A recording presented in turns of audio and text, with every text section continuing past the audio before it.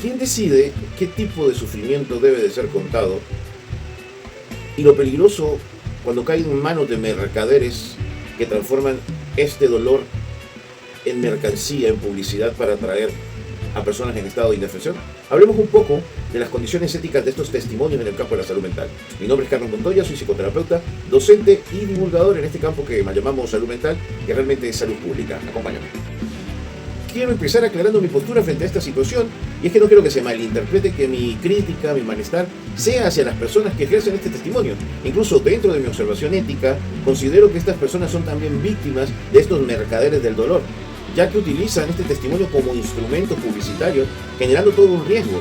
Y ya voy a dejar esto claro, la experiencia personal, desde la axiología casualmente, es una experiencia valiosa que debe de ser dignificada y que debe de ser escuchada y por supuesto respetada, pero como una experiencia personal, como una situación anecdótica. El gran conflicto epistemológico es cómo pretende ser vendidos como una narrativa de prueba.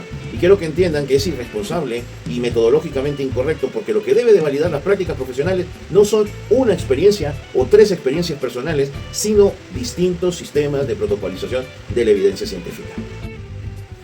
Y hay algo bastante interesante que sucede cuando nosotros nos oponemos argumentativamente, por supuesto utilizando estructuras epistemológicamente sólidas, a que se instrumentalice el dolor. Y es que los mercaderes del sufrimiento humano apelan con bajeza a la falacia de misericordia.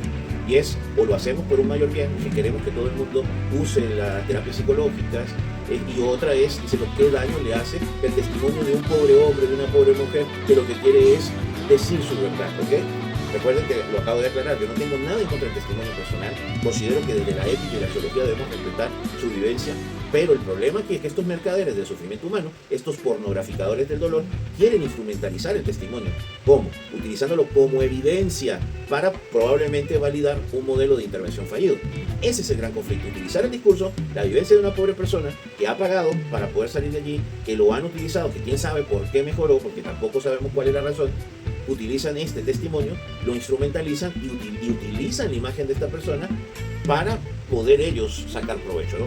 Eso es lo principalmente reprochable, y adicional que representa otros riesgos éticos y epistemológicos.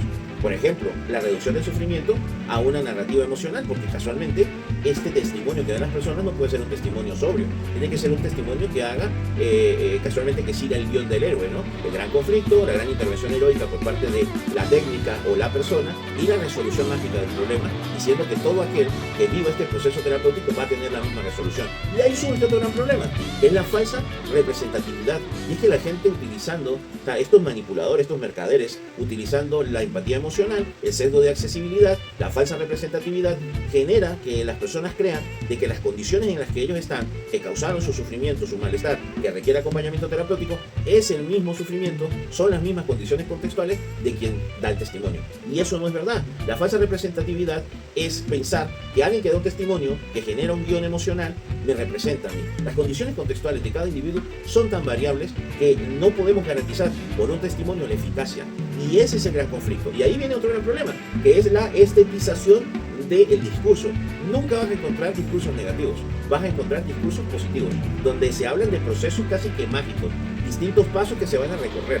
Sí, y eso casualmente muy promovido por los coaching, por todas estas terapias como las constelaciones, la biocodificación, donde una respuesta lo resuelve todo. Y esta estetización del discurso, del proceso, no solamente genera una gran distorsión, una gran desinformación, sino que adicional invisibiliza reales situaciones que se deben visibilizar, ¿sí? Y empezamos a tener esta creencia de que la capacidad de la persona es lo que va a permitir el cambio, ¿no? Por ahí escucho tanto esto de usted es quien debe de cambiar la narrativa, y ese es el gran conflicto, porque no solamente se mercantiliza el sufrimiento de quien da su testimonio, que probablemente vamos a caer a partir de la buena fe de que es real, sino que también se aprovechan del estado de indefensión de personas que están sufriendo y quieren dejar de sufrir. Pero desafortunadamente, al caer en esto, porque está validando el procedimiento, está validando a la persona, realmente pues caen vulnerablemente y son pues muchas veces explotados económicamente, y lo más doloroso es que son alejados de procedimientos, de protocolos terapéuticos estandarizados basados en evidencia.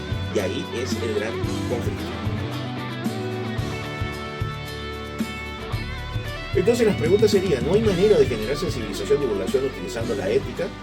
Pues sí, la Organización Mundial de la Salud y distintos comités de éticas han generado estructuras epistemológicas que nos permiten comprender el cómo hacer la divulgación. Sí, el problema, como repito nuevamente, no es el testimonio, es la instrumentalización del testimonio. La instrumentalización que pretenda utilizar el testimonio como evidencia de una práctica. ¿Sí? Y específicamente la mercantilización, porque se usa el testimonio como evidencia de eficacia de una práctica privada en específico, de una persona que le va a beneficiar, ¿no? Cuando un testimonio no es evidencia de absolutamente nada, pero la experiencia personal requiere dignidad y requiere respeto, ¿no? Entonces, ¿qué dice la Organización Mundial de la Salud y los distintos comités de ética que tienen jerarquía para poder hablar respecto a esto? Y es que, bueno, repito, el testimonio no es el problema es la instrumentalización y la mercantilización. Ahora, ¿qué es lo que debemos hacer? Primero, respetar la dignidad de quien promulga el testimonio. Es decir, con un consentimiento informado, buscar la manera de que un guión que vaya a transmitir no le vulnere, ¿sí? No le haga exponerse de manera negativa al público. Y segundo, es que no genere una falsa representatividad. Y hay algo muy importante aquí en esta falsa representatividad que como profesionales debemos cuidar muchísimo, y es que el guión detrás del testimonio debe estar bien estructurado. Así como lo escuches, hay un guión. Porque aquí aprovecho de aclararlo.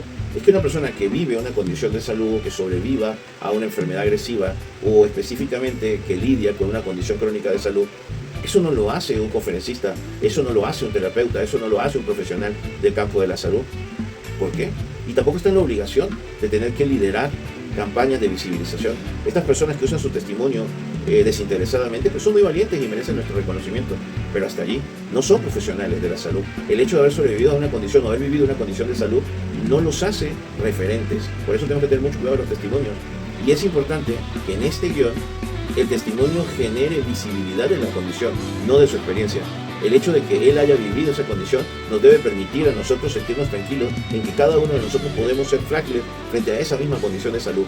Y el testimonio también debe ofrecer esperanza en que existe un camino para el proceso de recuperación, que hay un camino terapéutico, y señalar esa posibilidad terapéutica para que nosotros, desde esa vulneración, también podamos apelar a eso que lo pudo ayudar a él, pero que no es garantía de la solución, ¿no? Eso es importante. Otra cosa también aquí, y es que no puede ser este guión utilizado con el drama del héroe, ¿no? De que esta historia que se cuenta en el testimonio sea simplemente una historia emocional, ¿sí? Que utilice chantaje emocional, y peor aún es que simplemente sea una historia donde el héroe se supera. Eso no es posible. Y ahí surgiría una gran pregunta: ¿por qué casualmente mercantilizan tanto con el sufrimiento? ¿Será que nosotros no estamos dispuestos a escuchar una historia de cualquier condición de salud sin quererla transformar en una historia del héroe solitario que resuelve, que supera a toda costa las adversidades? Ahí es peligroso, porque lo importante de todo esto es saber que todos somos vulnerables, que todos somos frágiles y que no podemos solos, y que por esa fragilidad debemos permitir el acompañamiento, ¿sí? Y no podemos utilizar esta falsa percepción de que todos somos héroes, que todos vamos a poder con todo. También es importante entender que hay una tasa de mortalidad, y por eso lo peor que podemos hacer con el testimonio, así sea dentro de esta estructura ética, cuidando la falsa representatividad, evitando la validación de protocolos que no tienen evidencia, es que no podemos decir que todos van a poder superarlo, porque hay gente que no va a poder y tenemos que lidiar con ello. Debemos respetar también los testimonios de aquellos que no lo han logrado. Eso es parte del protocolo ético de la salud. Espero que nos preguntemos por qué se nos manipula con la emoción, por qué se nos manipula con la vulnerabilidad. Y es que nos cuesta lidiar con el sufrimiento, porque queremos cambiar el sufrimiento siempre a una historia del héroe en la superación. Y nos están mercantilizando con eso, nos están pescando frágilmente con eso, porque todos queremos apelar a una fantasía. Y la realidad es hermosa, pero esta fantasía es una mentira. Que no soy más que un mar de dudas, que sola con mis sombras